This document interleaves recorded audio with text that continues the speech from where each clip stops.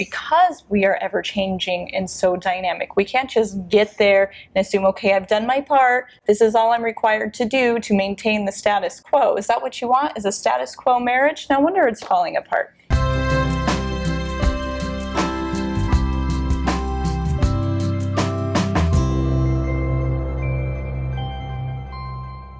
You know, change can be a funny thing. We get a new job and it's growth. We move to a new location, we're excited for the change, but divorce is huge change, and we see it as massive failure. Not everybody, but a lot of people.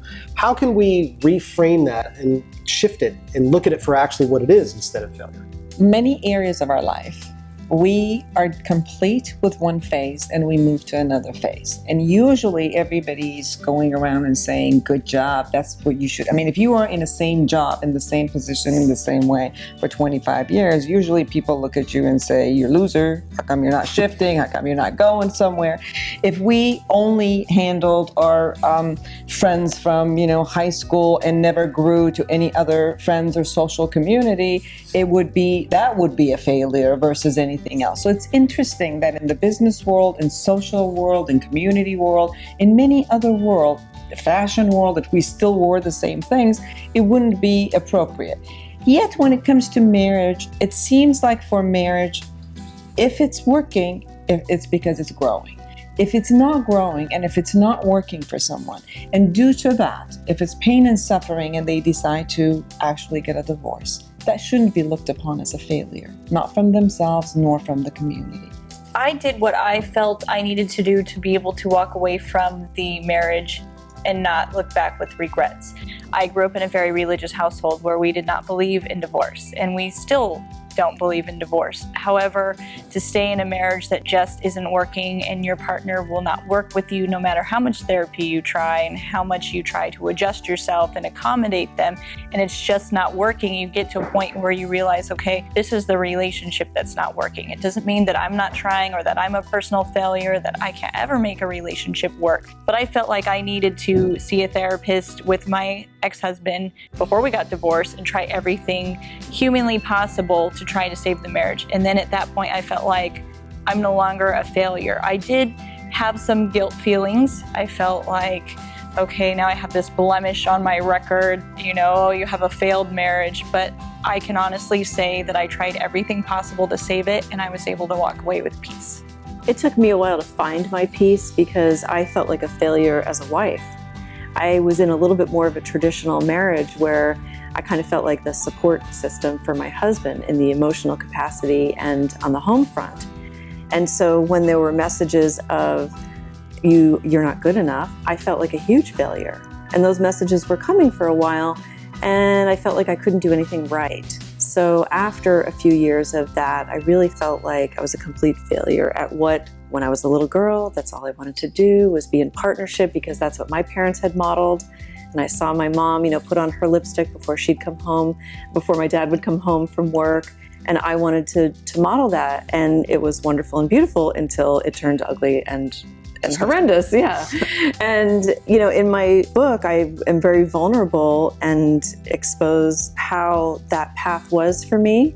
The book is Wine, Sex, and Suicide, My Near-Death Divorce, because I think so many women feel worthless at the end of that marriage, especially when they've been trying to see themselves as, a nurturing spouse and, caregiving for the husband and taking care of the home front. Well, I think a lot of men feel that way too. I mean, I protected, I provided, and she left. Mm-hmm. Like, what happened here? I thought I did my job. Even if they weren't the best husband in the world, and they didn't fulfill all the needs, I still held down my end of this agreement. Mm-hmm. So what the hell happened? How did I mess that up? Yeah. It's more than just an agreement, though. I mean, this is a working relationship. We constantly have to work at it. And people feel like, oh, I've gotten to marriage and that's it. It's easy breezy.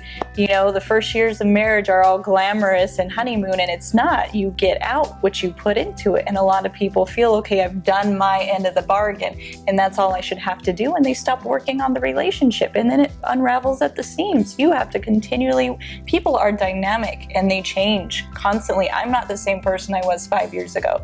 We need to continue to work on the marriage because we are ever changing and so dynamic. We can't just get there and assume, okay, I've done my part. This is all I'm required to do to maintain the status quo. Is that what you want? Is a status quo marriage? No wonder it's falling apart. You know, and that's exactly, I have such, this topic drives me crazy personally because we have two different beliefs about marriage as a society. One is marriage is about commitment, it's about family, it's about love and personal fulfillment. So you're entitled to be happy in your marriage, right? Great, we would all buy into that. And then marriage is forever. Okay, so which is it? If your marriage isn't forever, are you a failure because you wanted the other thing that you were supposed to have, which was personal fulfillment and love and support?